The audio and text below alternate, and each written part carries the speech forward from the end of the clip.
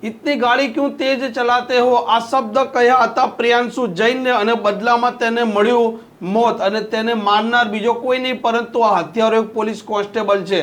આ મામલે અમદાવાદ ક્રાઇમ બ્રાન્ચના જેસીપીએ પણ મોટા ખુલાસા કર્યા છે।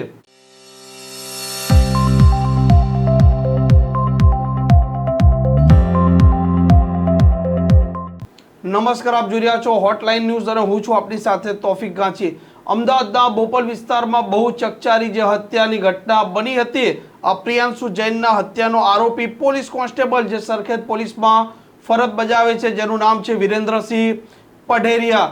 આ પઢેરિયાને અમદાવાદ ક્રાઇમ બ્રાન્ચ અને અમદાવાદ ગ્રામ્યની સંયુક્ત ટીમે તેને પંજાબથી ઝડપી લીધો હતો અને અમદાવાદ ક્રાઇમ બ્રાન્ચના જેસીપી શરદ સિંઘલે સમગ્ર ઘટનાને લઈને મોટા ખુલાસા કર્યા છે।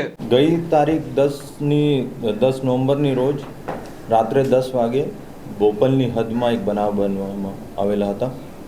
એમાં બે વિદ્યાર્થીઓ બુલેટમાં જવી રહ્યા હતા ત્યારે પાછળથી બ્લેક કલરની ગાડી જોડે એની રકઝક થઈ અને એનો પછી બુલેટનો પીછા કર્યો, રોકવામાં આવ્યો અને ત્યાં ફરીથી રકઝક થઈ અને ત્યાં એ આરોપીએ ચપ્પુનો ઘા માર્યો અને જેના કારણે વિદ્યાર્થીની મોત થઈ। આ બનાવનો તાત્કાલિક એફઆઈઆર રજીસ્ટર કરવામાં આવ્યો અને અમદાવાદ ગ્રામ્ય અને અમદાવાદ ક્રાઇમ બ્રાન્ચ સંયુક્ત રીતે કુલ 300થી વધારે સીસીટીવી કેમેરા પણ ચેક કર્યો, તમામ ટોલ ટેક્સ નાકા પણ ચેક કરવામાં આવ્યો અને એવી માહિતી મળી કે એક બ્લેક કલરની ગાડી ઇધર ઉધર ફરે છે અને પછી સ્કેચ બનાવવામાં આવ્યો। હ્યુમન ઇન્ટેલિજન્સ, ટેકનિકલ ઇન્ટેલિજન્સની મદદથી જાણવા મળ્યું કે આરોપી એક કોઈ ઇનોવા ગાડી લઈને ત્યાં હરિયાણા બાજુ और પંજાબ બાજુ ગયા છે। તાત્કાલિક બંને અમદાવાદ ગ્રામ્યની પોલીસ અને અમદાવાદ ક્રાઇમનો માણસોનો અહીંથી રવાના કરવામાં આવ્યો અને કાલે એનું ત્યાં સંગરૂર પંજાબ ખાતે જો જિલ્લા છે સંગરૂર ત્યાં ઇન્ટરસેપ્ટ કરવામાં પોલીસને સફળતા મળી અને ત્યાંથી આજે એનો લઈને આવ્યા છે અને એનો આજે અમદાવાદ ગ્રામ્યનો 41 મનાઈ કરીને સોંપ્યા હતા અને અમદાવાદ ગ્રામ્ય એનો ફર્ધર કાર્યવાહી કરી છે।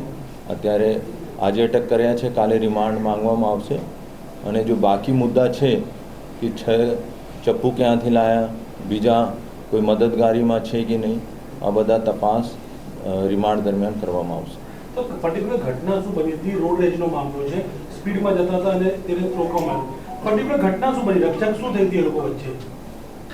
ત્યારે આ કહે છે કે એને ગાડી આપ્યો અને આ પછી એનો પીછા કર્યો, ગાડી બુલેટવાળાનો રોક્યો કે કેમ ગાડી આપ્યો, તો એને પણ કીધું તો આ બાબતમાં રકઝક થઈ અને પછી એને ચક્કુ મારી દીધું। ઇતિહાસ જે છે આનો, આરોપી જે પોલીસ કોન્સ્ટેબલ છે તેનું અગાઉ પણ સસ્પેન્ડ થયેલો છે, ફરિયાદ પણ થયેલી છે, શું ભૂતકાળ રહેલો છે એનો? આ જો આરોપી છે આ 2017માં પણ સેટેલાઇટ પોલીસ સ્ટેશનમાં ગુના દાખલ થયા હતા। એમાં 406, 420 અને આઈટી એક્ટનો ગુના દાખલ કરવામાં આવ્યો હતો। 10 માર્ચ 2017નો ગુના દાખલ થયો હતો, એમાં આ મેઇન આરોપી હતો, એમાં એનો સસ્પેન્ડ થયો હતો। કોલ સેન્ટરનો ગુનો હતો? હા, કોલ સેન્ટર।